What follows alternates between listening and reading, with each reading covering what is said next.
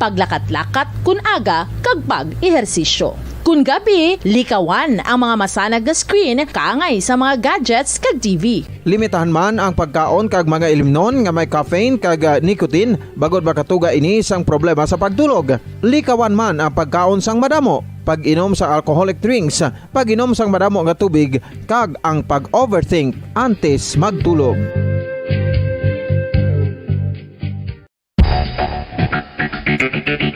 Ang husto nga paggamit sang earphones o kon headphones. Kalabanan sa karon, ilabi na sa mga pamatanon ang masaming nga nagagamit sang earphones o kon headphones sa tion sang nagausar sang gadgets. Apang, ano bala kalawig ang aton paggamit sang earphones kag headphones? Nakahibalo bala kamo mga kabombo nga ang tuman kalawig nga paggamit sini ang makatugas ang ear noise o kon acoustic trauma? May pila naman ka tips nga makabulig agud mahalungan naton ang aton dulunggan kag pamatinan. Dapat nga ipabilin nga yara lang sa 60% ang volume sang aton nga mga earphones o kon headphones. Likawan nga masobra sa 4-5 ka oras ang tayuyon nga paggamit sang earphones o kon headphones. 10 minutos nga break matapos ang 1 ka oras sagud nga makapahuway ang aton palamatinan. Masami nga tinuan ang earphones o kon headphones kag mas maayo nga gamiton ang duha ka earpiece sang aton nga mga earphones.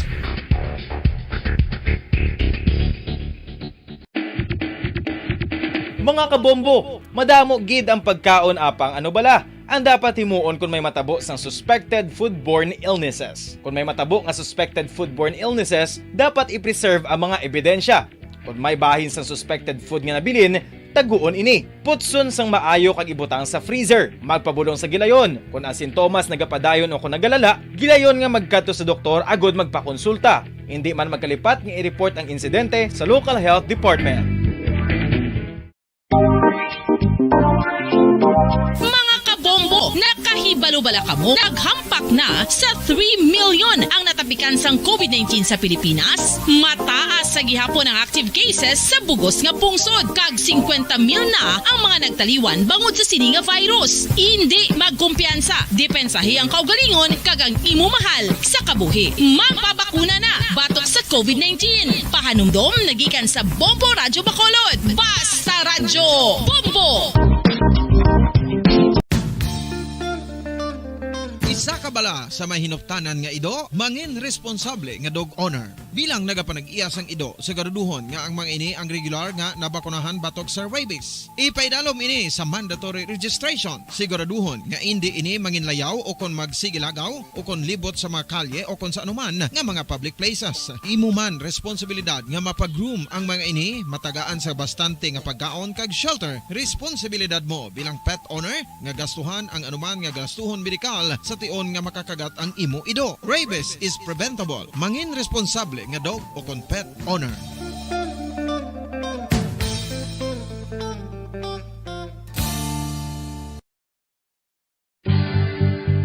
Oral disease, nagapadayon nga seryoso nga public health problem sa Pilipinas. Ang prevalence sang dental caries sa mga permanent teeth ang nagapabilin nga mataas sa 90% throughout the years. About 92.4% sa mga Filipinos ang may tooth decay, kag 78% ang may gum disease o kon periodontal diseases, santo sa report nagikan sa DOH. Bisan pa nga ini ang preventable o kung matapna, ini nga balatian ang nag-apekto sa halos kada Filipino at one point or another sa iya nga pagpangabuhi. Ang pag-practice sang good oral kag dental hygiene kaangay lang sa paghalong kag pagtatap mo sa imo kaugalingon. Nagatap na ini sang bad breath, tooth decay, gum disease, resulta ang healthy nga baba. Ang healthy nga baba o kon mouth, maayo nga indicator nga maayo man ang imo lawas. Gani halungan gid ang aton nga dental health.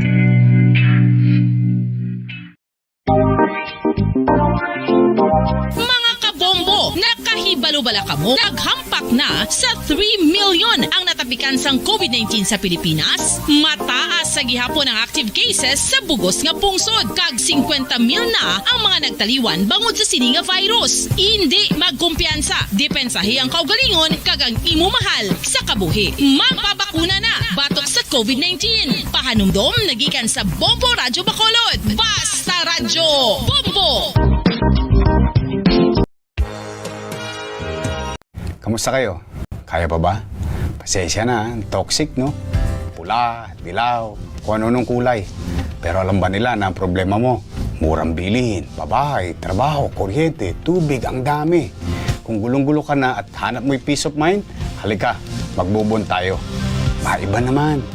Sama-sama tayo sa May 9. Walang higantihan, walang awayan. Hindi kita iiwan. Isko Moreno po sa pagkapangulo.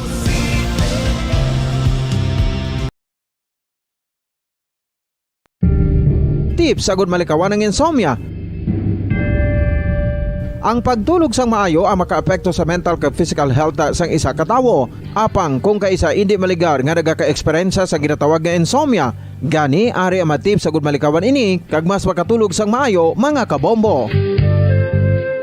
Kinahanglan nga pareho ang oras ang imo pagtulog kag pagbangon kada adlaw agud maset ang imo nga body clock. Kun adlaw, mas maayo nga buksan ang mga kortina agud makasulod ang kasanagon, paglakat-lakat kun aga kag pag-ehersisyo. Kun gabi, likawan ang mga masanag nga screen kaangay sa mga gadgets kag TV. Limitahan man ang pagkaon kag mga ilimnon nga may caffeine kag nicotine bagod makatuga ini sang problema sa pagtulog. Likawan man ang pagkaon sang madamo, pag-inom sa alcoholic drinks, pag-inom sang madamo nga tubig kag ang pag-overthink antes magtulog.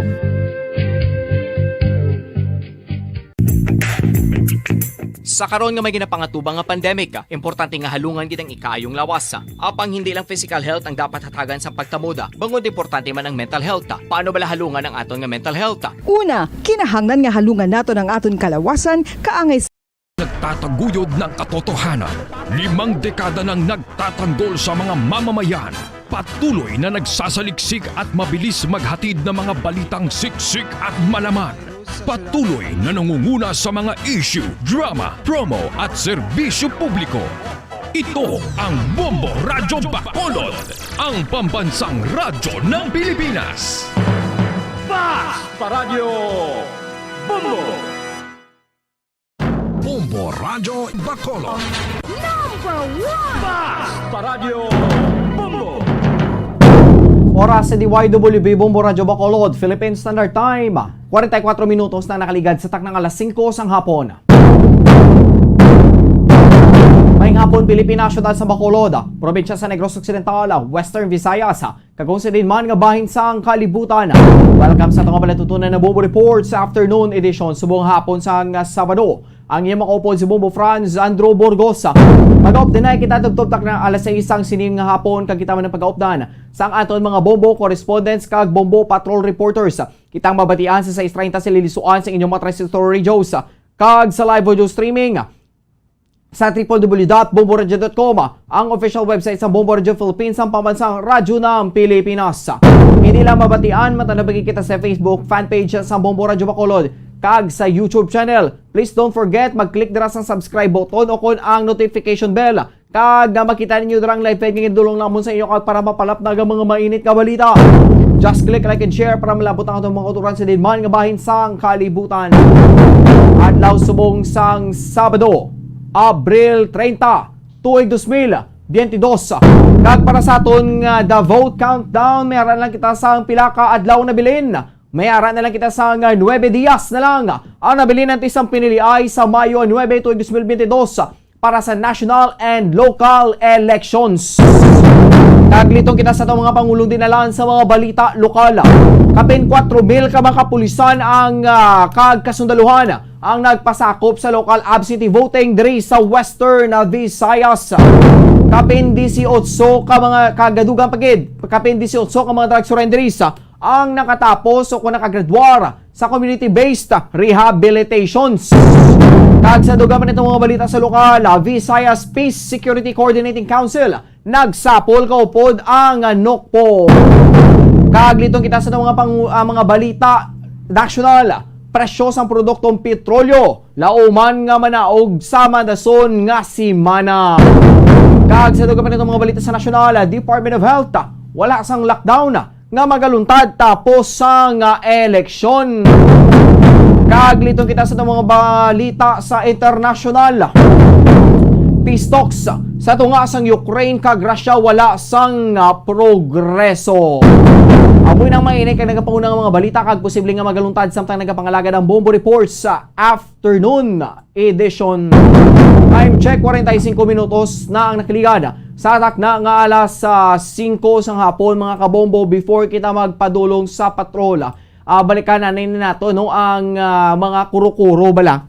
Sang iba nato mga kauturan kay because may nag-exist na naman sang panibago ning variant no sang Omicron variant no nga na record diri sa pungsod Pilipinas ang kauna-unang kaso no nga ginapatihan from sa isa ka Finnish nga babayi no nga nagpadulong diri sa pungsod Pilipinas kag nangin positibo sa latest variant sang COVID-19 no nga Omicron variant, but ginaklaro sang DOH kay may pila kita ka mga kauturan diri nga mga nagakuro-kuro bala no nga naghatag sang mga aligasyon nga magsiling aligasyon wala ina sa nga kamatuoran kay man no halin ina mismo sa mga huring-huring kag wala sa nga kamatuoran o kung ginatawag nga mga fake news no kay because may mga nagagwang istorya after sang eleksyon may tendency nga ma-lockdown.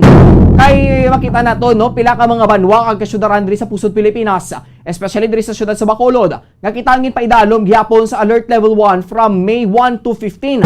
Sa noang eleksyon, May 9 sa madason na nga Lunes, no? Kay because nga ang paidalom sa alert level 1 no sa pila ka mga kabaluhanan na naghatag sang hint sa pila ka mga pumuluyo nga magdagsa ka maghalog ang ginatawag nga restrictions.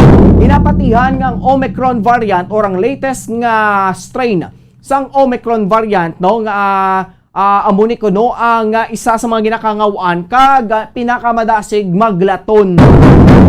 Giklaro ni mismo ni Health Secretary Francisco Duque III sang nga wala sang indikasyon nga may lockdown nationwide no? O kung bisan din man region-wide, province-wide nga lockdown, wala ina kag hindi ina matabo matapos ang eleksyon tuig 2022.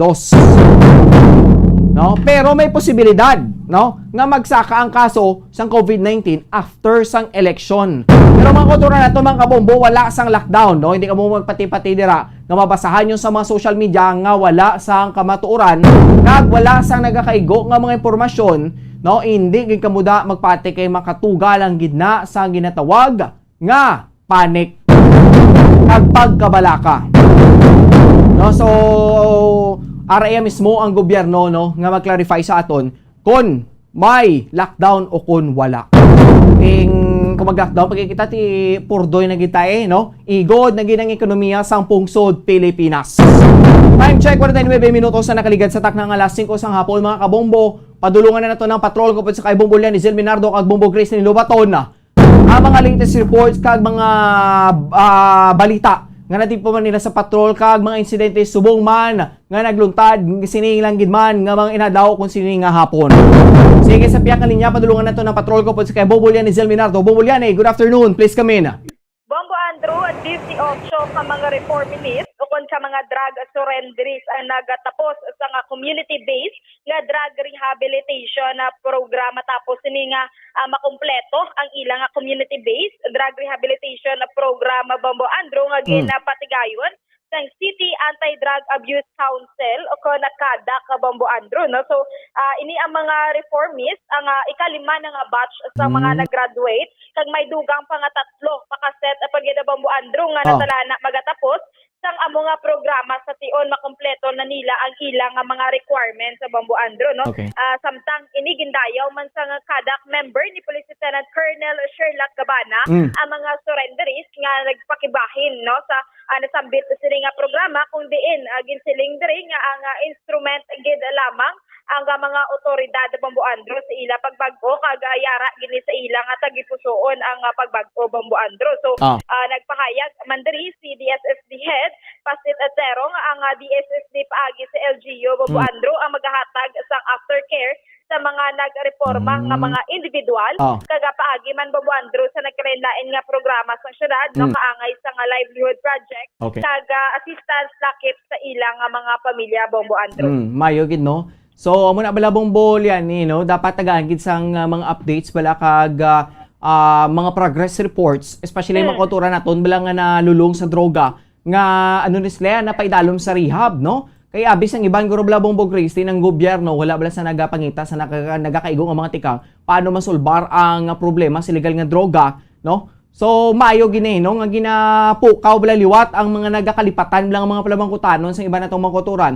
Kay because no, abi nila ang pag-solbar sa illegal nga droga, dra lang gid kutob pagdako pagpangbaybas. So ang rehabilitation ara gyapon kag mismo ang gobyerno ang nagapanguna sa amuning nga say sa mga programa Bombolyan eh.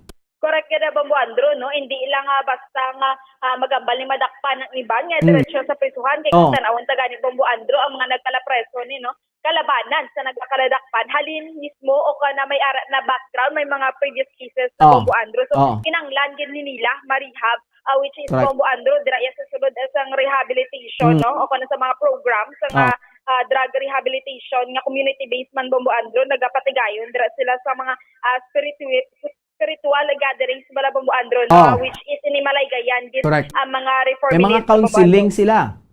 Correct gid Bombo Andro. Okay, sige no. Well, at least no. Ikalima na ni nga batch. So may ang latest ni Bombolyan ay 18 no?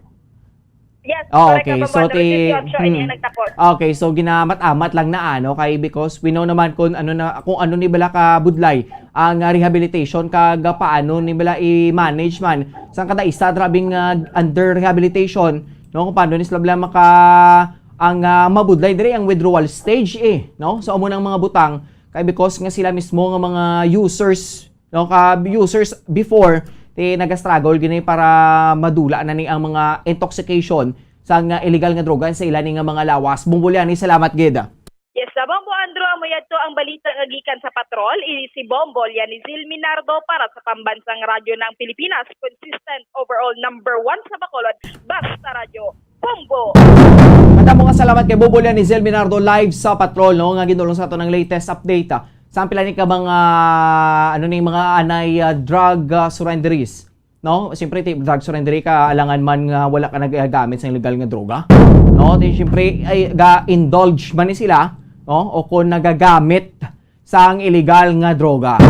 At mo na bala dapat gid man no, tiyang gobyerno naton dapat transparent gini especially sa ilang mga programs to fight against illegal drugs. No kay because nga ang ining administrasyon ang number 1 nga advocacy sini is ang illegal nga droga. No top na ang illegal nga droga paagi sa ginatawag ni nila wala nga war on drugs panigani. No nga do naglapad na gid ang nasakupan. No do nagalapad na gid ang pila ni ka mga insidente no do damo na gid ni ang nagakadalahig. Damo na ni ang nagkalaapektuhan no kay because nga ang pagsiling ka sa illegal nga droga ti do medyo madalo meaning istorya no ti mismong presidente no hindi man kuno madala sa hinayay nga disiplina kundi bombahon nila no tagaan sang istrikto mas grabe nga sahi sang disiplina para madala kag maunta ang siling ng illegal nga droga. Ang promisa dante within 3 months to 6 months nang.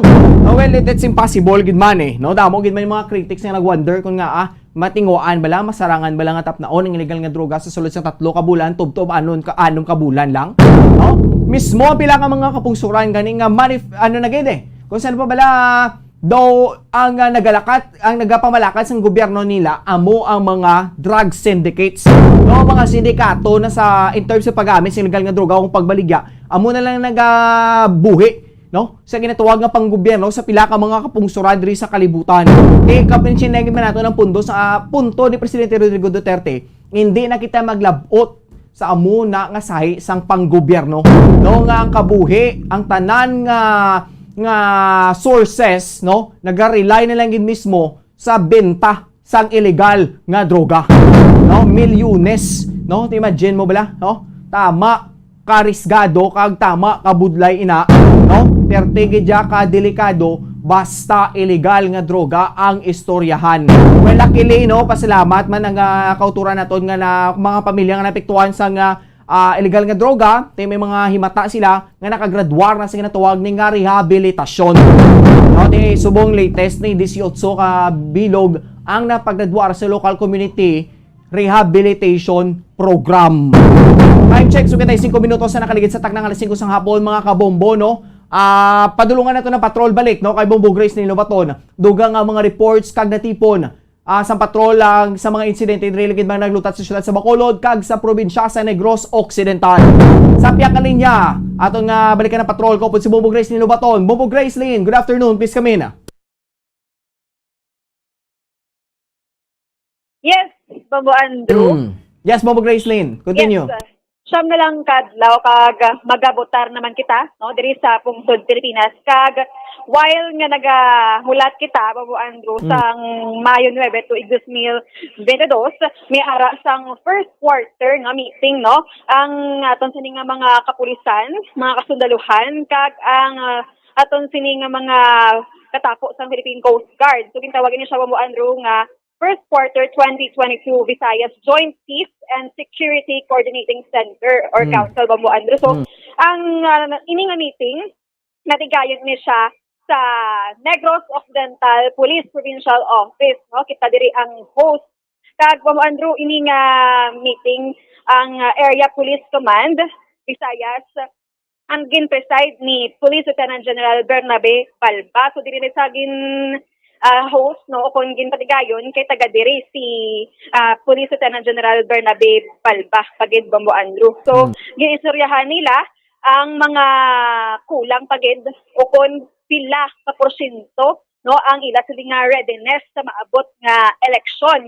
Of course, number one kita, Bombo Andrew, ang security, no, ang ila sila nga istoryahan ang iban pagid nga mga laps natin or kung wala pa, no, 100% ready. So, Bombo Andrew, ang nagkadto diri nga mga bisita haling gidya sa bilog nga Visayas, sa Central Visayas. Okay. Sa Visayas wide gali Bombo Grace Lynn.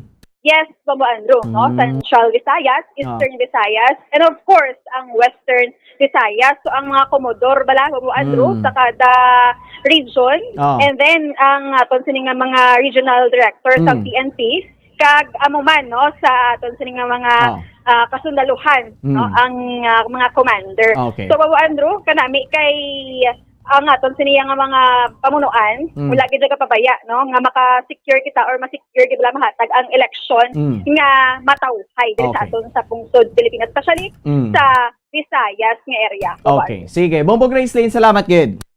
Yes, Bombo Andrew, ini si Bombo Grace hindi ba ito nag-report para sa pamansang radyo ng Pilipinas, consistent overall, number 1 sa Bacolod. Basta radyo. Bombo! Madamo salamat kay Bombo Grace Lynn Lobaton live sa patrol kagidulong sa ato ng latest update, no, sa nagilapit ng eleksyon, no, matapos nga nagpatigayon ini sang pila naman kapagsapol ang pila ka katapos sa mga law enforcement agencies diri sa pungsod Pilipinas, no, kag diri man mismo sa Negros Occidental kag sa syudad man sang Bacolod, no, kag especially diri sa rehiyon sa Western Visayas kag Bugos man ng Visayas para madulong sa atong mga botante kag mga pumuluyo, no, sa mga pumuluyo ang malinong patas kag matawhay nga eleksyon.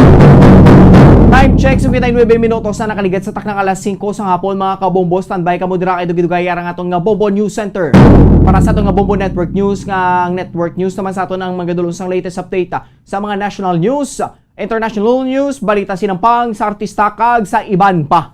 No, kaya subong nga adlaw Sabado 9 días na lang gid, no, ang nabilin antes magabot ang Mayo 9, no, para sa big event o kon moment of truth, no, nga ginahulat gid sang tanan, especially ang kapalaran naton, no, kag ang buwas damlag sang aton mga pungsod Pilipinas kay ang dra nato mabalaan after May 9 election ang kung may pagbago sa ginatawag administrasyon o kung na mo lang gyapon ang ginatawag nga administrasyon, no, sang panggobyerno diri sa aton sa pungsod Pilipinas, no, baluon ta ni, no, kung sa atong mga kuduran dira, no, damo naman ni nagabantay, damo naman ni nagapamati, no, kag mga nagapanilag-nilag naman kung sino ang dihado, sino ang abanse, kag sino ang nagalagas.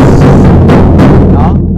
May mga presidential balls nga masiling naton being never say die, no? Wala nagapaulihi sa ginatawag ning mga ratings or surveys man. Pero hindi tayo maglilay sa survey, no? Okay, syempre ti base wala magpating sa dak politiko dara nga grabe taas-taas ako sa survey but sa pag-abot sa inisipay perde pa ko. And well, that's not true, no? Hindi inay nato niya masaligan ang ginatawag ning mga pre-surveys o pre-election surveys. Sige, standby ka rin na itong Bobo News Center. News Center, please come in. Na may 7 oras na hindi nakapag-transmit ng election result ang Transparency Media Server.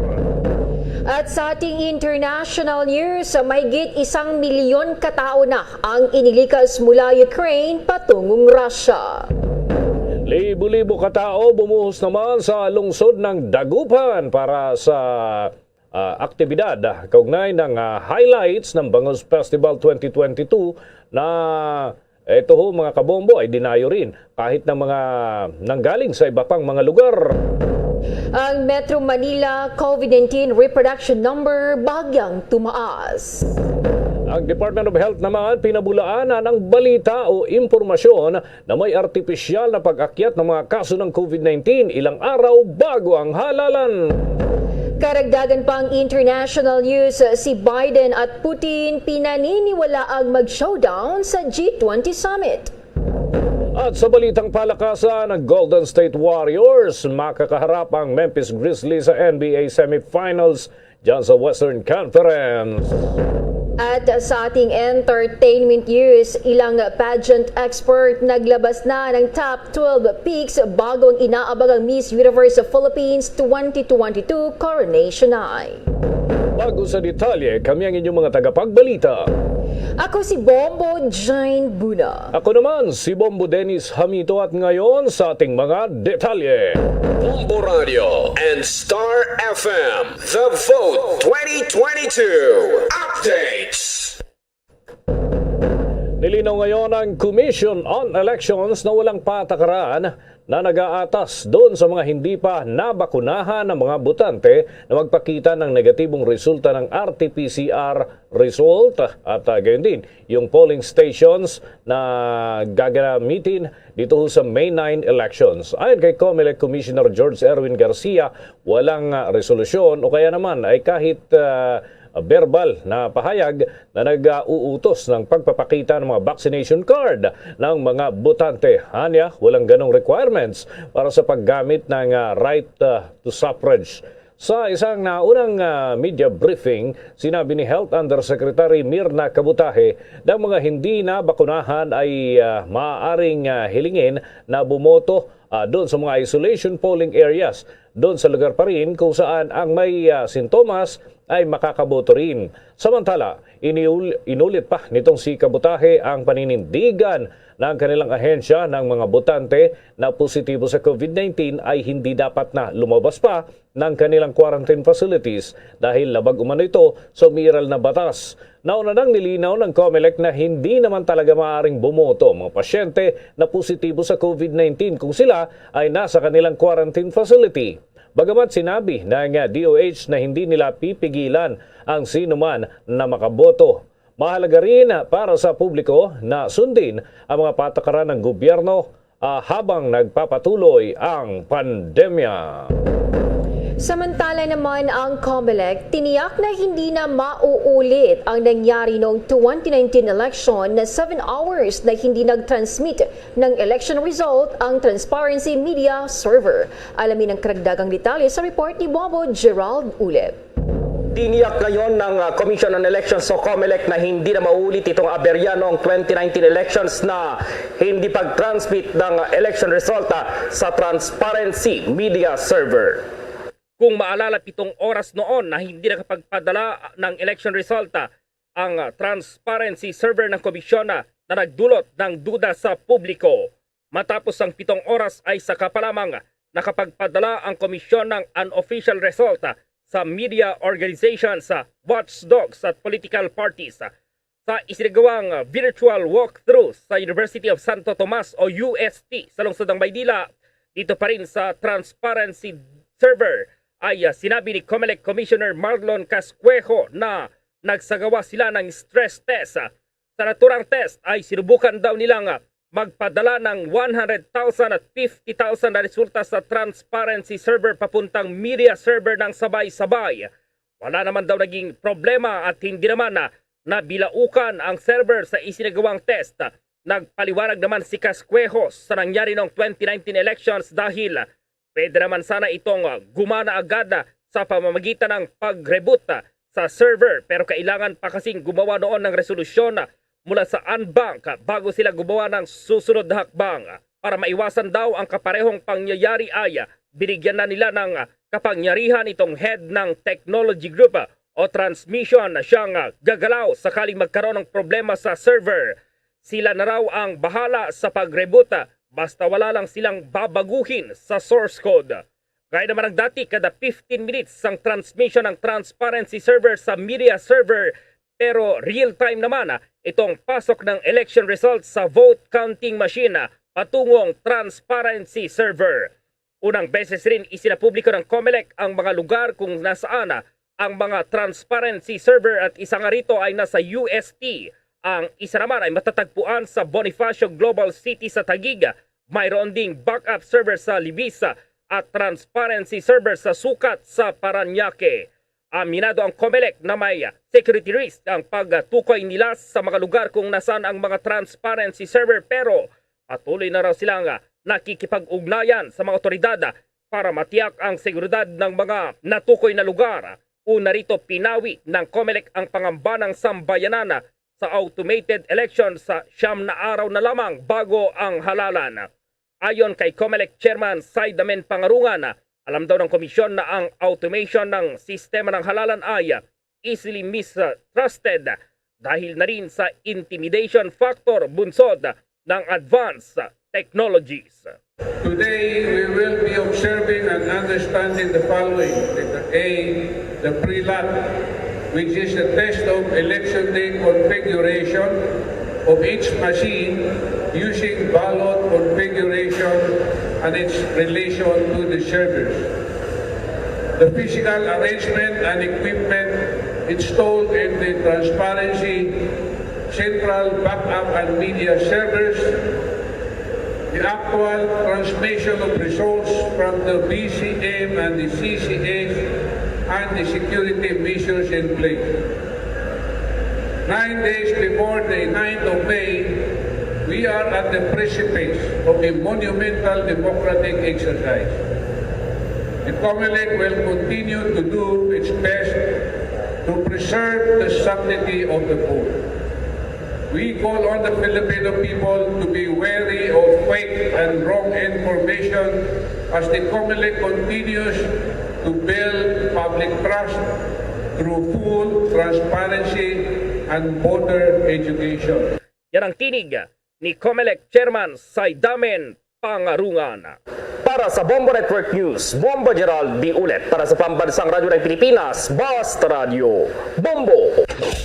Bombo International News. Mahigit sa 1 milyong tao na ang inilikas mula sa Ukraine patungo sa Russia mula noong February 24. Sinabi ni Russian Foreign Minister Sergei Lavrov, kabilang sa 1.02 million individuals ang 120,000 foreigners at ang mga taong inilikas mula sa Russian-backed breakaway regions ng Ukraine na tinatawag na Donetsk at Luhansk People's Republic. Ayon pa sa data mula sa United Nations, higit sa 5.4 milyon katao naman ang tumakas sa Ukraine mula nang magsimula ang pananalaki ng Russia. Tinatawag ito ng Moscow na isang special na operation upang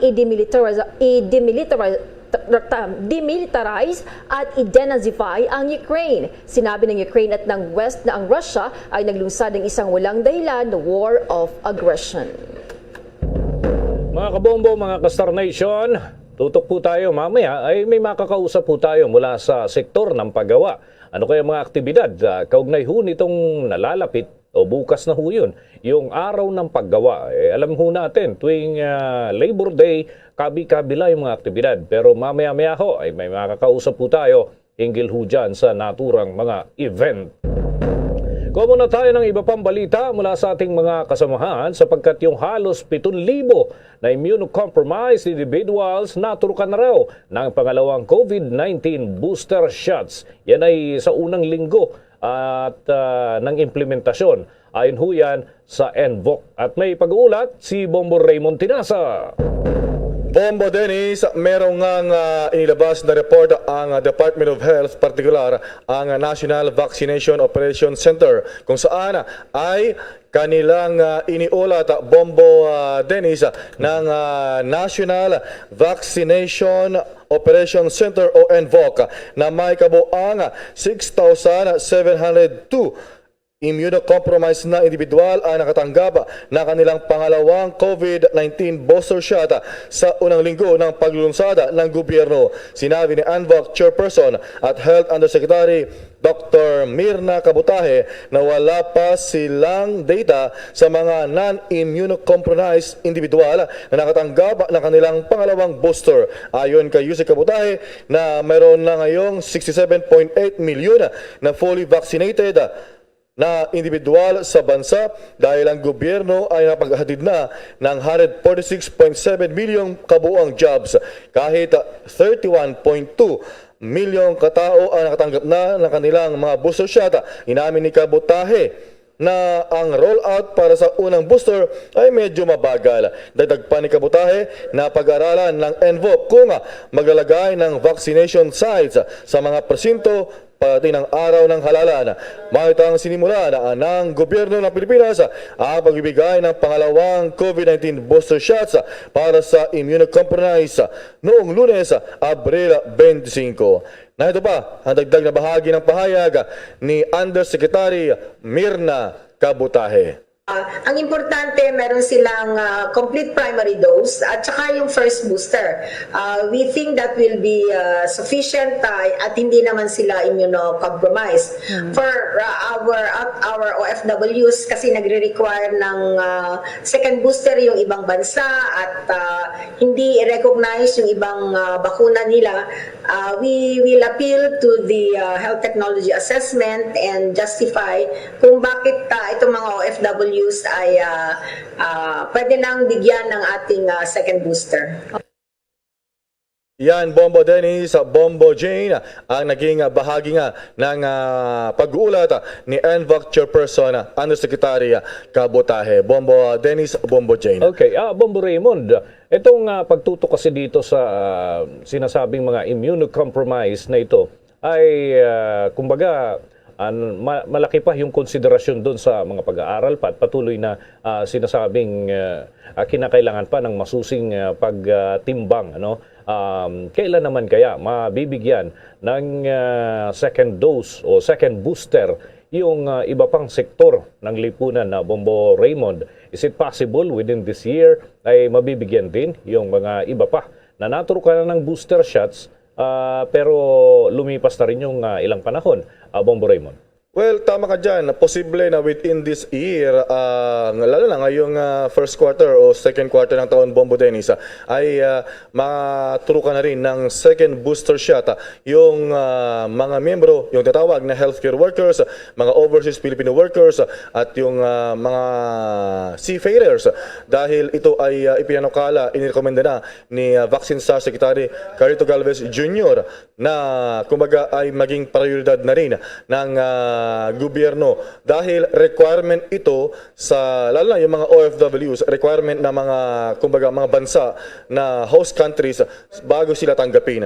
At the same time naman ganoon din sa mga healthcare workers dahil sila yung pinaka-prone sa mga COVID-19 infection dahil sila yung humaharap, sila yung gumagamot doon sa mga biktima o mga positibo sa COVID-19 na Bombo Dennis. So yan ang panukala. So malalaman natin over ngayong buwan ng Mayo ay baka may desisyon na ang ating Department of Health din, Bombo Dennis. Okay, isang punto na lamang, Bombo Raymond. Doon ba sa mga naturukan naman ng second booster dose, wala bang nakitang negative effect?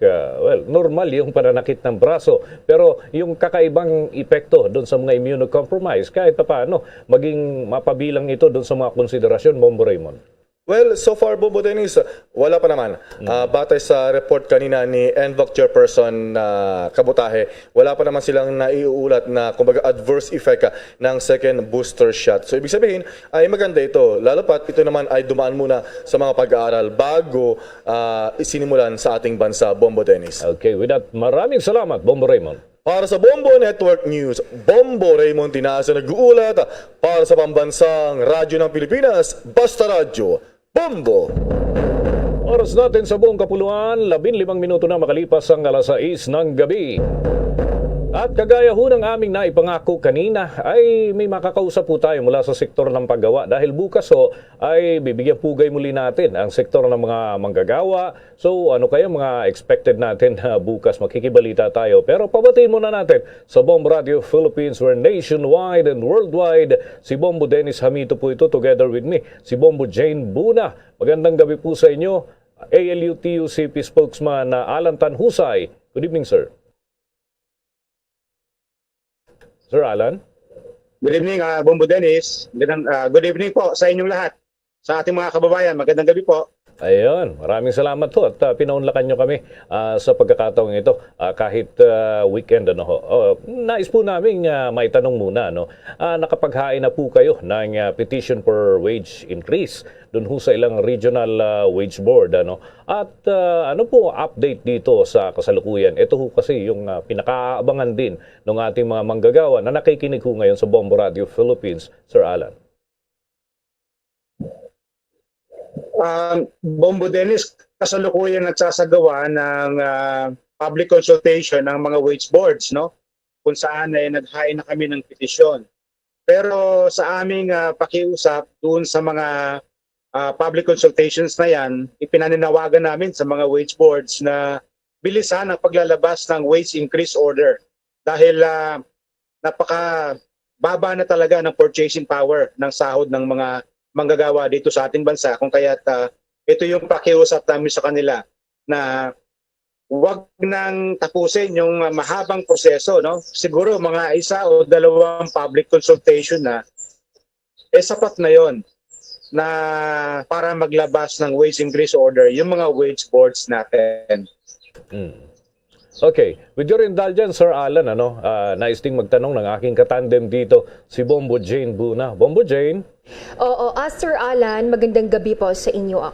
Sir Alan, tanong ko lang, hindi po ba pinapayagan ng batas ang isahang petisyon para sa wage increase?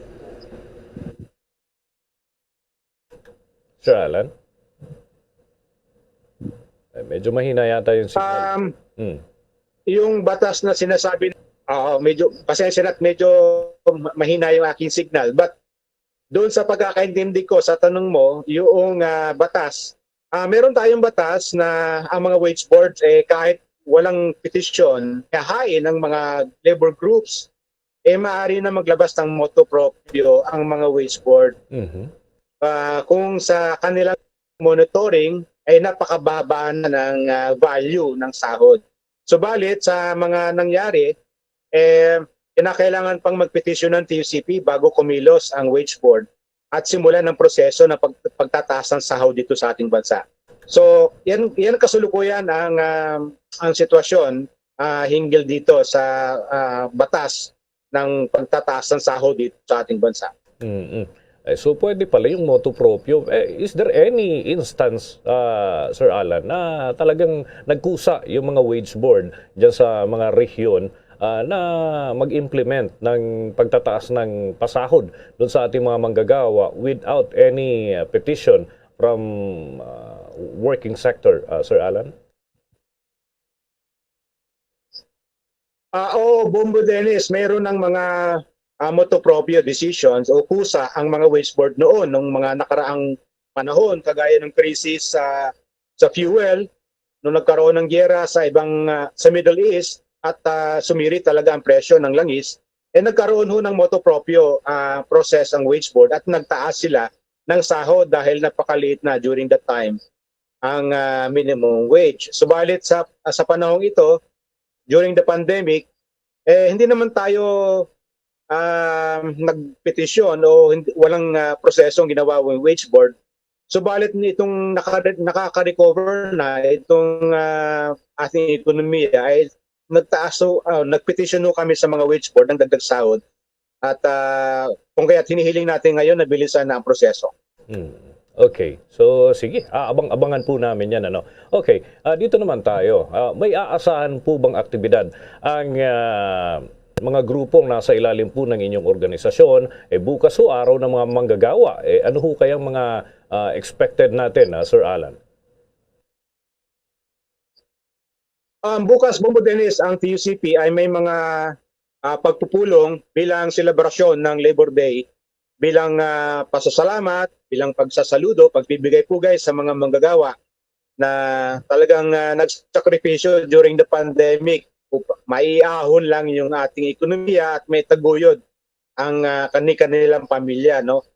So, mayroong mga rally, may mga caucus, may mga meetings at naman ay mayroong misa na gagawin bilang paggunita ng Labor Day bukas. Ang TUCP ay mayroong mga pagpupulong sa Luzon, Visayas at Mindanao, TUCP regional offices. Bukas sa main headquarters ng TUCP sa Quezon City ay mayroon kaming tinatawag na town hall meeting kung saan dito pag-uusapan ng mga miyembro ng TUCP na union ang mga issues na kasalukuyang kinokompronta ng mga manggagawa dito sa ating bansa. Okay, may follow-up yata si Bombo Jane. Bombo Jane? Oo, Sir Alan, dagdag ko lang na tanong, no. Nakausap niyo po ba ang Department of Labor and Employment? May good news kayang aasahan bukas mula sa Labor Department? Sir Alan? Wala po tayong maasahan na good news. Wala po tayong maasahan na good news mula sa Department of Labor and Employment maging sa kay Pangulong Duterte, no? Traditionally kasi ang Pangulo ng bansa ay nagbibigay ng magandang pabuya o magandang Labor Day regalo para sa mga manggagawa. But this time, tomorrow, wala kaming inaasahan na boni ng Department of Labor and Employment. And siguro, baka may panawagan kayo kay Pangulong Rodrigo Duterte, Sir Alan, mula sa hanay ng mga manggagawa. Oo, Bombo Dennis, meron kaming panawagan sa kanya, nananawagan kami kay Pangulong Duterte na kalabitin, no, ang wage boards at utusan, pagsabihan na bilisan ang paglalabas ng mga wage increase orders sa Luzon, Visayas at Mindanao dahil napakababa na po ng purchasing power ng minimum wage dahil napakataas na ng presyo ng gasolina at dahil dyan ay nagtaas na rin ang presyo ng mga basic commodities at basic services. Kung kaya't kami po ay muling nananawagan kay Pangulo, kayo na lamang Mr. President ang siguro ay makakapagpapabilis ng proseso ng wage board sa paglalabas ng wage increase orders sa buong bansa upang madagdagan ang sahod ng mga manggagawa dito sa ating bansa. With that, maraming salamat po, Sir Alan, at makikibalita kami bukas kung ano mga kaganapan pa ang ating maisasagawa. No? At bilang kapo manggagawa, Happy Labor Day in advance, Sir Alan. Happy Labor Day, Bombo Dennis. Maraming salamat din, Bombo Jane. Maraming salamat po sa Bombo Radio. Magandang gabi. Mga kabombo, mga ka-Star Nation, natin nung nakausap ang tagapagsalita ng ALU-TUCP at ito ho'y tungkol dun sa inihain nila na mga petition for wage increase. So abang-abang ho tayo kung anong mga development ho nito dun sa mga regional areas na kanila hong naipaghain na ng mga petisyon. Sa dagdag pang balita, Bombo Jane. Bubuksan na ngayong Lunes ang kauna-unahang hospital sa bansa na nakatuon sa mga overseas Filipino workers. Ito ay matatagpuan sa lungsod ng San Fernando, Pampanga. Nakatakda itong bubuksan pagkatapos ang inspeksyon ni Pangulong Rodrigo Duterte sa linggo. Ayon pa kay Department of Labor and Employment USEC, Benjo Benavides, ang mga serbisyo ng hospital ay libre yan para sa mga OFW kabilang ang kanilang baga dependent. Walang limitasyon restriksyon ang bilang ng mga dependent na maaari lang mag-avail ng mga serbisyo basta nakarehistro ang migrant worker sa Overseas Workers Welfare Administration o OWA. Ang 100-bed na hospital ay bukas yan araw-araw. Sa unang bahagi ng taong ito, sinabi ng Labor Department na nakipagtulungan sila sa Philippine General Hospital para sa pamamahala ng nasabing hospital para sa mga OFW. Oras natin sa buong kapuluan, 24 na minuto na makalipas ang alas 6 ng gabi. Abangan mamaya mga kabombo sa ating sports news. Yung Golden State Warriors ay makakaharap ang Memphis Grizzlies sa NBA semifinals dyan sa Western Conference. At sa ating entertainment news, ilang pageant expert naglabas na ho ng kanilang top 12 picks bago pa man ang inaabangang Miss Universe Philippines 2022 Coronation Night. Yan at iba pang mga balita, susunod na. Ilocano ako, Ilocano ako, para sa Pilipino. 131 ako, Ilocano ako, Ilocano ako, para sa Pilipino. 131. At ngayon, sa pagpapatuloy ng iba pang pangunahing mga balita. 26 minutos na ho, makalipas ang alas 6 ng gabi.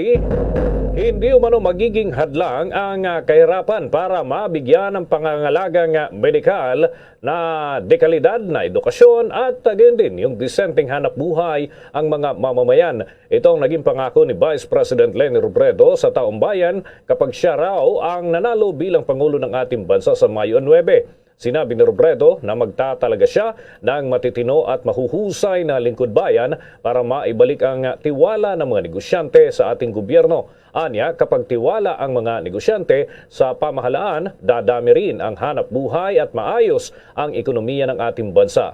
Pangako rin ni Robredo ang isang gobyernong tapat kapag siya ay maging Pangulo daw ng ating bansa kagaya ng ginagawa niya sa Office of the Vice President na may zero corruption policy nang siya ay mahalal bilang Vice Presidente. Agad inilunsad ni Robredo ang programang Angat Buhay kung saan ay nagdala ng mga proyekto ang Office of the Vice President sa iba't ibang bahagi ng ating bansa na layunin tugunan ang pangangailangan ng pinakamahihirap na sektor ng ating lipunan.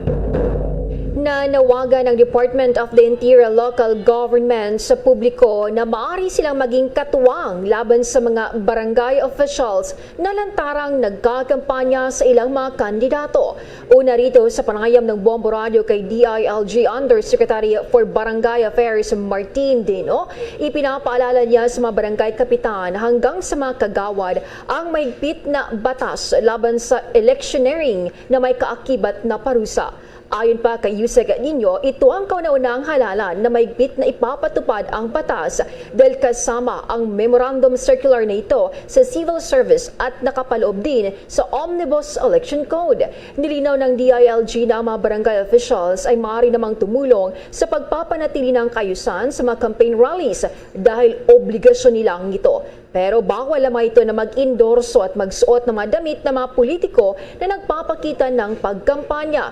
Ibinabala rin ni Yusek Nino na madali na ngayon ang pagkalap ng mga ebidensya laban sa mga barangay officials na namumulitika dahil ang halos lahat ng mga tao ay meron ng cellphone na madaling kumuha ng mga larawan at video. Narito ang panayam ng Bombo Radio kay DILG Undersecretary for Barangay Affairs, Martin Dino. Totoo yan, dahil nung panahon namin, hindi pa 2016 nun eh. Wala pang directive ang civil service at saka ang COMELEC. Ang pagkakaiba namin noon at saka ngayon may directive, may utos, may batas na pwede kang masuspinde, pwede kang matanggal sa pwesto mo once na binayolate mo yung batas ng 2016. Nung panahon ko, wala niyan. Pwede kang mamangampanya, pwede kang wala yung tinatawag ng barangay sa political. Dati, kung sino yung kakampi mo, sasamahan mo. Sa pangangampanya, ngayon may directive, malinaw na malinaw. civil service, joint civil service, and COMELEC joint resolution. Kung gusto niyo malaman yung resolution, 001-2016. Ayan. Ayan ang inyong susundin. Kaya nga sabi ko, ngayon lang meron yan. Ngayon lang yan ginawa nitong 2016. At nga, since 2016, ngayon lang nagkaroon ng presidential election. Diba? Dahil nung time ni Duterte, I doubt kung napa-implement yan. Kasi ang eleksyon nun, May 9, 2016. Okay? Ayan tayo. Gan si DILG Undersecretary for Barangay Affairs Martin Dino. Naghatid yan sa atin sa oras na 30 minuto na makalipas ang alas 6 ng gabi. At kagaya ho ng ating inaabangan mga kabombo, mamaya ay meron ho tayong update hinggil ho dun sa magaganap na Coronation Night para dito sa kung sino mga pambato ng ating bansa sa mga beauty pageant. No? Alamin ho natin yan mamaya-maya lamang. Samantala, yung kaganapan naman dyan ho sa lalawigan ng Pangasinan, kaugnay dun sa mga festivities, tingnan ho natin kung anong mga update ang meron na ho dyan, sapagkat isa ho yan sa mga dinarayo dito ho sa isla ng Luzon. Alamin natin ang mga update mula sa Bombo Radio Dagupan. Yes, Bombo Dennis and Bombo Jane. Libo-libong mga katao nga ngayon ang dumagsad dito sa lungsod ng Dagupan upang makita dito naman sa may kalutan na Dala na bahagi naman ng Bangus Festival 2022 dito pa rin sa may Dagupan City. At ayon nga dito sa sekretarya ng Bangus Festival at ayon kay Maximo Tanang sa Dagupan City Bangus Festival 2022 Secretariat na maaari pang higitan o mahigitan ang inaasahan na 50,000 hanggang 60,000 naman na mga katao o mga residente dito sa lungsod ng Dagupan na makikidalo dito nga sa main event ng kalutan Dala na bahagi naman ng pagdiriwang. Aniya tampok naman sa isinasagawang malaking selebrasyon ang iba't ibang mga banda mula naman sa malalaking pangalan sa larangan ng musika tulad na lamang ni Andrew E. na nag-perform kanina ng alas 5 naman ng hapon habang mamayang gabi naman abangan sa kalutan o ngayong gabi abangan naman sa kalutan na Dala street party na DJ Ara, Pride Tag X, Safety Bacaliana, banda ni Craig Band at ng Kamikaze. At katuwang aniya ng tulong ng Panda Fire Volunteers, City Engineering Office, PNP, ganoon na din ang PFC at itong mga volunteer groups sa paglalatag naman ng mga libong grills at Bombo Dennis, mahigit isang libong na grills yung nakalatag dito sa ngayon sa may A.B. Fernandez kung saan naman ginaganap ngayon itong kalutan at Dalana. Inimok naman ni Maximo Tan ang publiko na dumalo sa naturang pagdiriwang para sa muling pagbabalik ng kalutan at Dalan sa Cava. Narito nga yung pahayag ni Maximo Tan. Inimbitahan po natin lahat ng ating mga nakatagapakinig, tsaka i-marites nyo na rin na ngayon na po yung ating kalutan at Dalan dito sa major thoroughfare ng Dagupan City sa A.B. Fernandez as a homecoming. Maalala po natin, nagsimula tayo dito tayo nagsimula sa kalyeng ito. So homecoming nga, pagbabalik dito sa downtown ng ating Bangus Festival, Kalutan at Dalan Street Party. Maalala nga na noong 2003 nang nakamit ng lungsod ang pagkakilala mula sa Guinness World Records bilang world's largest barbecue sa buong mundo. At hanggang nabanggit ito ay sinasabi na homecoming ng Bangus Festival dahil bukod naman sa higit 2 taon na hindi naman ito na isagawa ay muli ding ibinalik ito ngayon sa venue kung saan talaga unang isinagawa itong Bangus Festival at dito naman sa may A.B. Fernandez Bombo.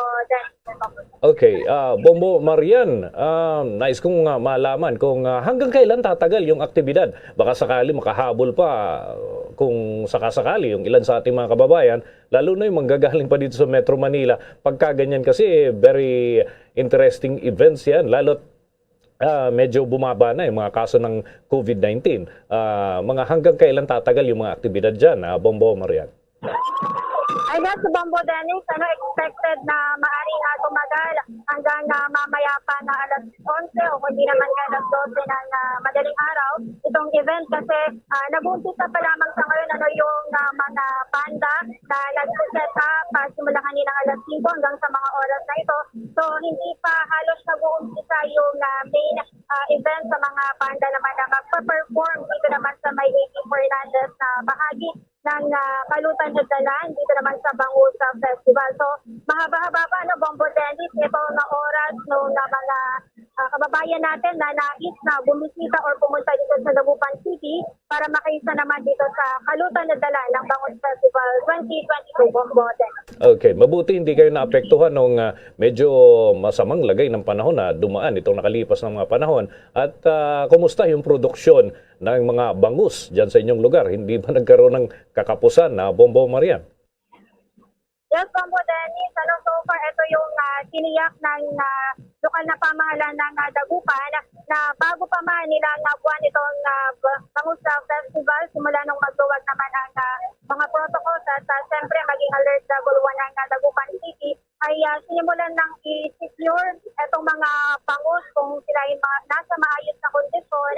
And weeks before ng Bangus Festival ay natiyak na ng lokal na pamahalaan na itong mga bangus sa kabila naman ng napakainit na ginapanahon nga dito, Bombo Dennis, sa lungsod ng Dagupan, ay hindi naman nagka-problema sa supply ng bangus. At natanong din si Sir Maximo Tan kung talaga bang itong mga bangus na iniihaw ngayon dito sa may kahaban ng A.P. Fernandez ay talagang bangus Dagupan, ay ito naman daw yung kanyang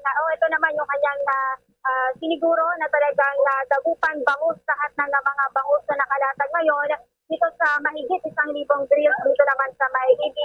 Fernandez, Bombo Den. Sige, maraming salamat at mag-ingat kayo dyan.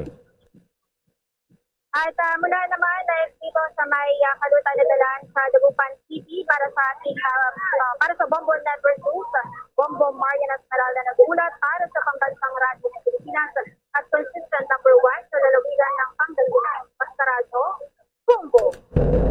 Oras natin mga kabombo, mga Kastar Nation, 36 na minuto na makalipas ang alas 6 ng gabi. At abangan ho mga kabombo yung ating mga update hinggil ho naman dito sa mga kaabang-abang na aktibidad dyan sa Coronation Night ng Miss Universe Philippines. At sino kaya itong sa umpisa pa lamang ho ay nakikita ng namamayagpag?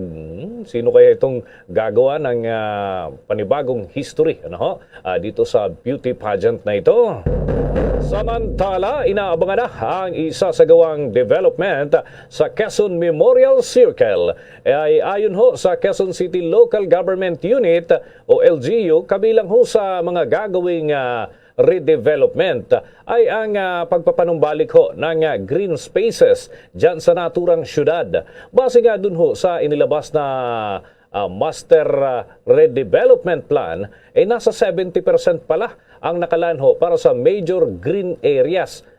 At tulad ho ng mga picnic grounds at children's playground na ino-offer ho sa naturang lugar, kung nakarating na ho kayo dyan sa area na yan, ay makulay na ho yan. Pero mas paigtingin pa raw yung hitsura ng nasabing parke at magkakaroon din ng magandang disenyo para sa garden at mga lugar para ho sa urban farming. Magkakaroon na rin ho ng mga magtuturo kung papaano yung mga pagdiskarte sa mga pagtatanim, lalo na yung dito ho sa Metro Manila at yung mga ornamental plants.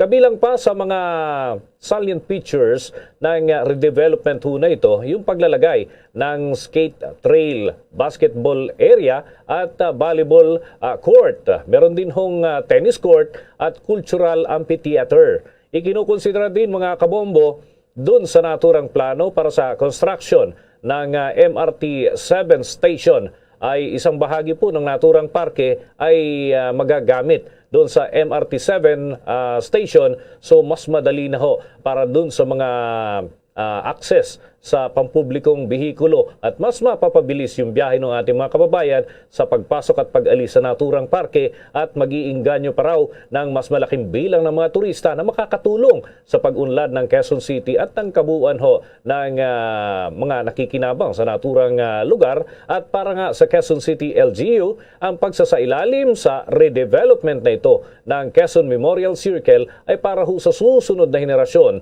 na magkakaroon naman ng lugar para sa sports at recreational activities. Ang Quezon Memorial Circle, mga kabombo, ay itinayo ho ito noon pang 1978. Yan ho ay bilang pagkilala sa malaking ambag sa lipunan ng dating Pangulong Manuel Luis Quezon, na doon mismo nakahimlay yung kanyang labi. At gayon din, mga kabombo, marami ng mga aktibidad ang naidaos dyan sa mga nakalipas na panahon. Sa iba pang balita, bagyang tumaas sa 0.71 ang reproduction number ng COVID-19 ng Metro Manila. Ayon kay Octa Fellow Dr. Butch Ong, medyo bagyang umakyat pero hindi pa naman gaanon ka-alarming. Ang dating daily new case ay below 200 pa lamang. Ang mga factors na nag-aambak sa slight increase na ito sa reproduction number ng Metro Manila ay kinabibilangan ng mass gatherings, campaign-related activities at hindi pagsunod sa minimum public health standards. Dagdag pa ni Ong, kasalukuyang binabantayan ng grupo ang bilang ng mga kaso sa Metro Manila, Cavite, Rizal, Cotabato, Zamboanga at Batangas upang makita kung tataas o bababa ang trend sa susunod na 3 hanggang 5 araw. Samantala, sinabi ni Ong na ang independent group na Octa ay pabor naman sa desisyon ng Interagency Task Force for the Management of Emerging Infectious Disease na ilagay ang Metro Manila sa Alert Level 1 hanggang Mayo 15. Sa mga dagdag pa nating balita at ito ho, mga kabombo, pinabulaanan ng ng Department of Health ang mga lumalabas na impormasyon na ang DOH ay naglalabas daw ng artipisyal na pag-aakyat ng mga kaso ng COVID-19 2 araw bago pa man ang halalan para sa partisan at paggamit laban ho sa sinumang kandidato sa anumang antas. Itinanggi ng kagawaran ang walang batayan na usapin at mag-uulat daw ng mga gantong artipisyal na pagtaas sa mga kaso ng COVID-19 ngayong nalalapit ng halalan. Sinabi ng departamento na ang bansa ay meron pa rin mababang COVID-19 case trends dahil sa pagsunod ng publiko sa pinakamababang batayan dito sa kalusugan o yung minimum health protocols. Nauna nang sinabi ni Health Secretary Francisco Duque III na walang indikasyon na magkakaroon talaga ng lockdown pagkatapos ng halalan dahil sa posibleng pagtaas ng bilang ng mga kaso ng COVID-19. Ang health news ay inihatid sa inyo ng Immunomax, the one and only immunomodulator made with pure CM glucan. Sa tuloy-tuloy pa nating mga balita, mga kabombo, ito muna, tutukan muna natin, mga kabombo, itong isa sa mga pinaka-aabangan, itong ulat hinggil ho dyan sa beauty pageant. At kung handa na yung mga pag-uulat dyan, kunin na natin yung balita hinggil ho dito. Bombo Jane? Bombo Entertainment News. Ilang pageant expert naglabas na ng top 12 picks bago ang inaabangang Miss Universe Philippines 2022 Coronation Night ngayong gabi. Ating alamin ang karagdagang detalye sa report ni Bombo Everly Rico. Bombo Dennis, Bombo Jane, mas magarbot kabang-abang ang ikatlong edisyon ng Miss Universe Philippines 2022 na gaganapin na mamayang gabi dito sa Mall of Asia. Dahil ito ang unang pagkakataon mula na magkaroon ng pandemya na muling masisilayan ng personal ng publiko ang prestigyosong beauty pageant. Sa exclusive interview ng Bombo Radio sa international pageant photographer at enthusiast na si Jory Rivera, maliban pa sa pinaghahandang ingranding entablado na pagrarampahan ng mga kandidata ng Miss Universe Philippines 2022, kabang-abang talaga ito dahil 5 kinoronahang Miss Universe ang dadalo sa big event. Kabilang dito ang Filipina Beauty Queens na sina Miss Universe 2015 Pia Wurtzbach, Miss Universe 2018 Catriona Gray, Miss Universe 2017 Demile Thibault, Miss Universe 2016 Iris Metiner at ang reigning Miss Universe 2021 Harna Sandu na nauna nang nag-reunite para sa inaabangang Grand Coronation Night ng Miss Universe Philippines. May mga lumabas photos and videos from the people from the Miss Universe Philippines, like sila Jonas Gapo, sila Voltaire Tayag. May lumabas na videos kasi may dinner sila kagabi. So, lima ang Miss Universe na a-attend. Si Pia Wurtzbach, si Harnaz Sandu, the current Miss Universe, si Iris Metiner, ang Miss Universe na nanalo dito sa Philippines, si Demile Thibault, and si Catriona Gray was also there last night. So I think she's also attending tonight's event. But yung part ng pageant talaga is silang apat, si Harna, she's judging, and yung tatlo will be the host. Samantala, ibinahagi din ni jury na very elegant at customized ang bagong corona ng Miss Universe Philippines ngayong taon kung saan tampok ang South Sea Pearls. So this will be a new crown kasi for the past two editions, iba ang maker ng crown. So this one is from Jewelmer. So very elegant, very customized talaga for the Miss Universe Philippines, and they feature the South Sea Pearls for this particular crown. Very elegant at saka smaller siya in size kasi yung last na Miss Universe was a little bigger. So this one's a little smaller in size, yeah, that one. So they feature the pearls, which is very luxurious pearls of the Jewelmer collection.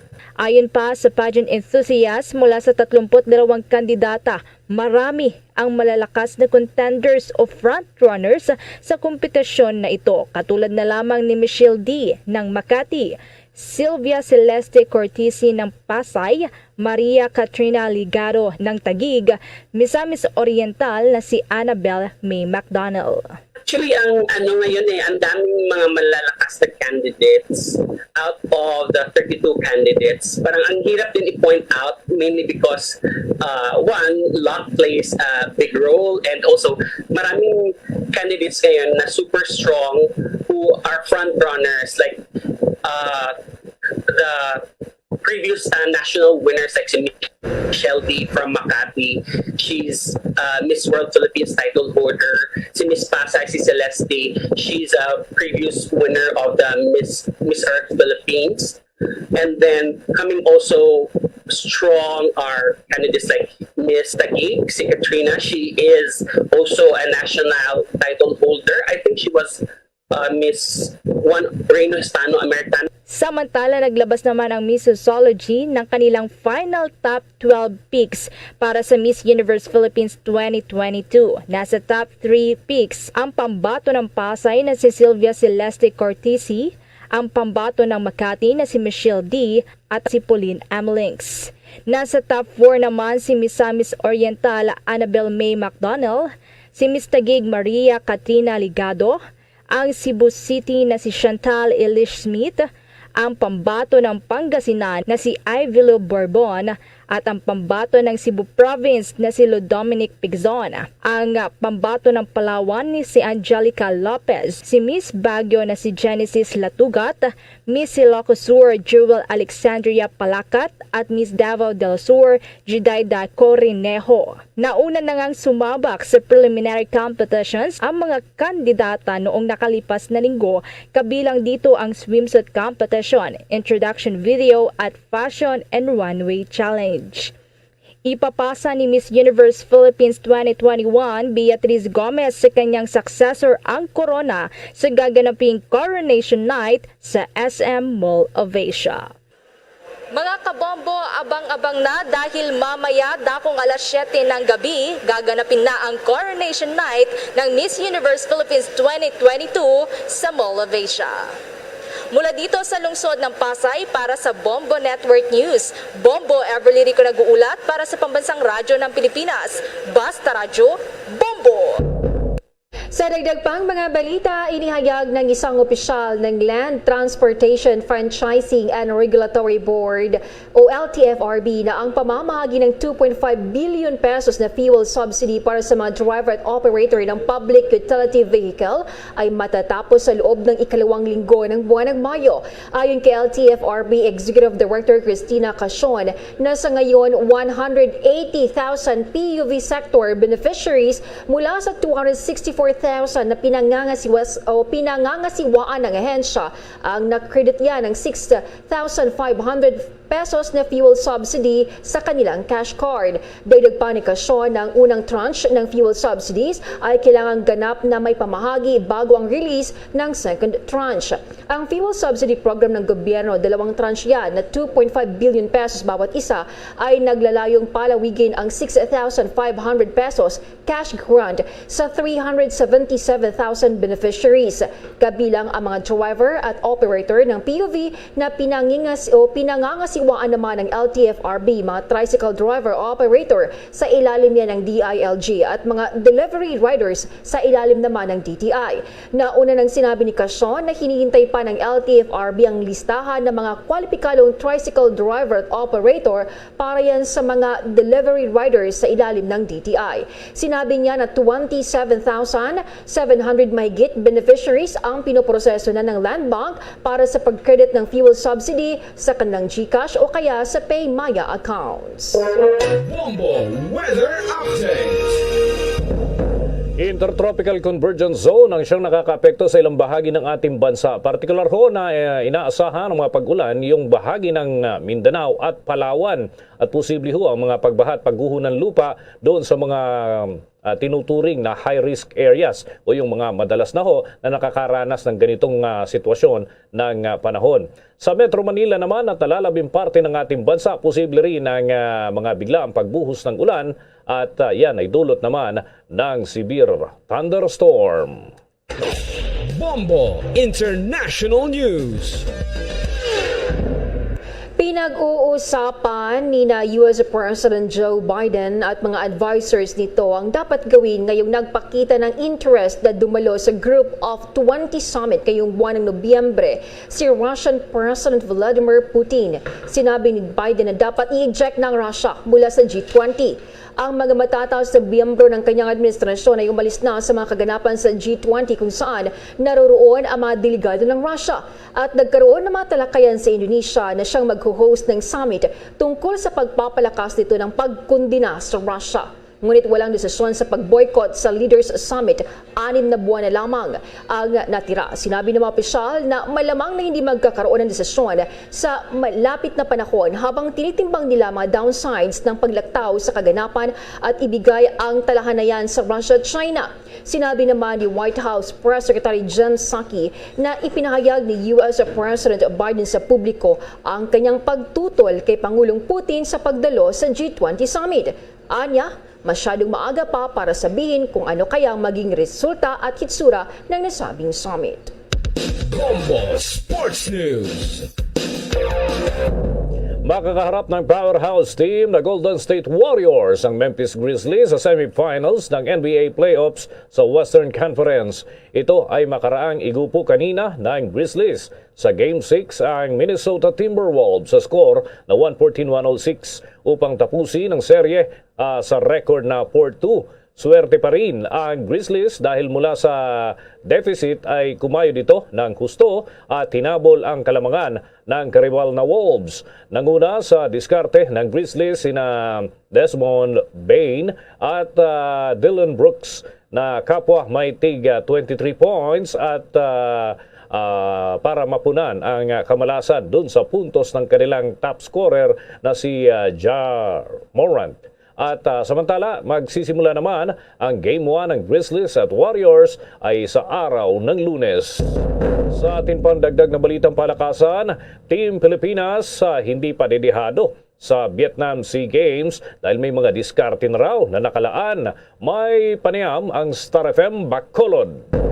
Hindi madedehado ang atletang Pinoy ayon kay Philippine Olympic Committee POC President Representative Abraham Bambol Tolentino dahil bahagi ng koponan ang mga miyembro sa sinabak na 656 Strong Team Philippines na nagbigay ng dangal para sa overall championship sa Manila edition noong 2019. Tangan ang kabuang 149 to 117 to 121 gold, silver, bronze medal haul at isa anyang fighting team ang Team Philippines sa Vietnam edition. Sa panayam ng Star FM Bacolod kay PSC Commissioner at SEA Games Chief Dimission Ramon El Presidente Fernandez, sinabi niya siniguro rin nila ang mabigyan ng bakuna at booster shots laban sa COVID-19 ang atletang Pinoy at hindi na ikinagulat ng SEA Games Federation ang maigpit na pagpapatupad ng safety and health protocol sa biennial meet. Tuloy lang ang being in shape, getting in shape all the time, o magkumpiyansa, and first and foremost is to keep themselves really healthy. Kabuang 40 sports, tampok ang 526 events ang aprobado ng Vietnam SEA Games organizers. Nagbigay ng matinding mensahe ang Vietnam na may second rank overall 98, 85, 105 tally noong 2019. Nahangad nitong madominahan din ang games na iho-host nito sa ikalawang pagkakataon pa lamang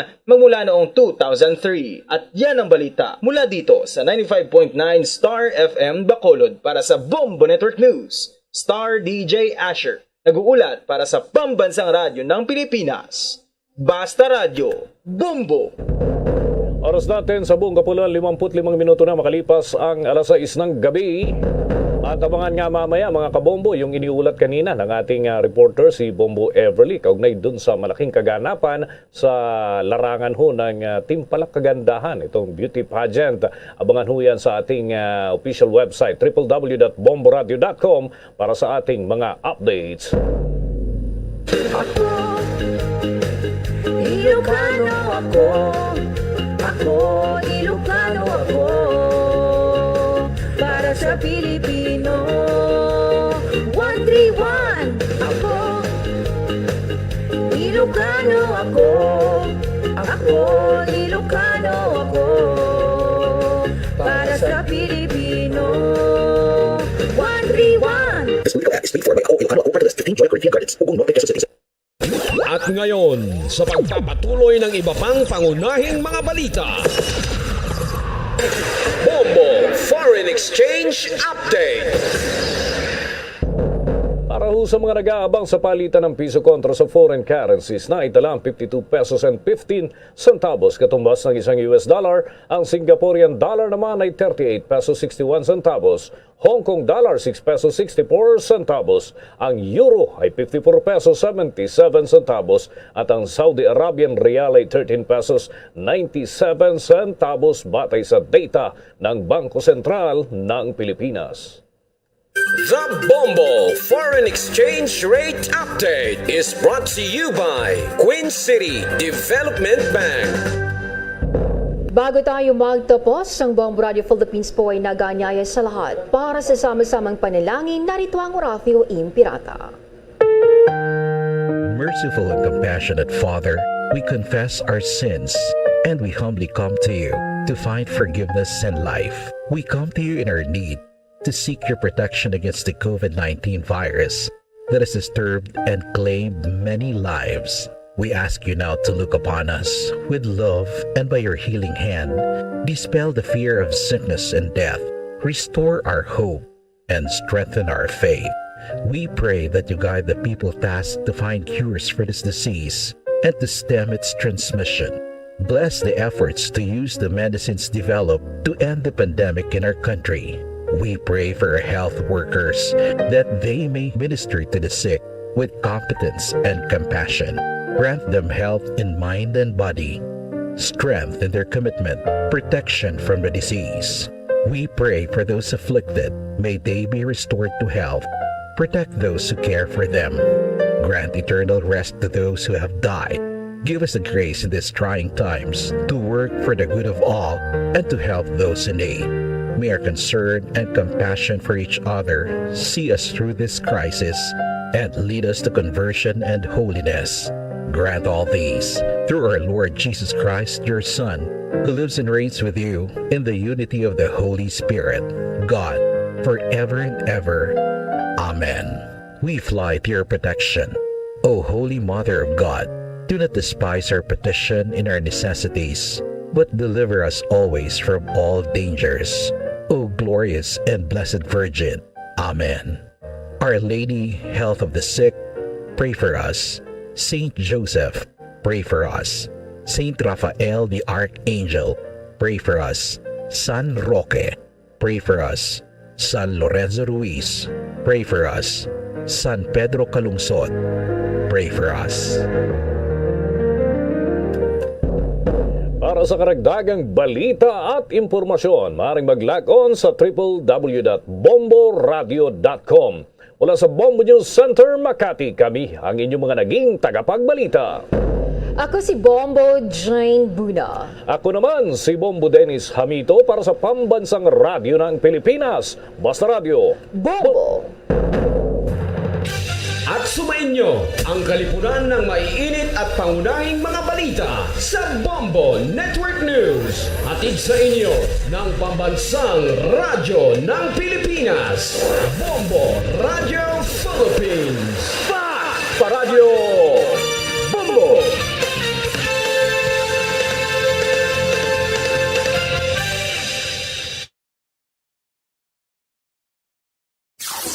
Limang dekada nang nagtataguyod ng katotohanan.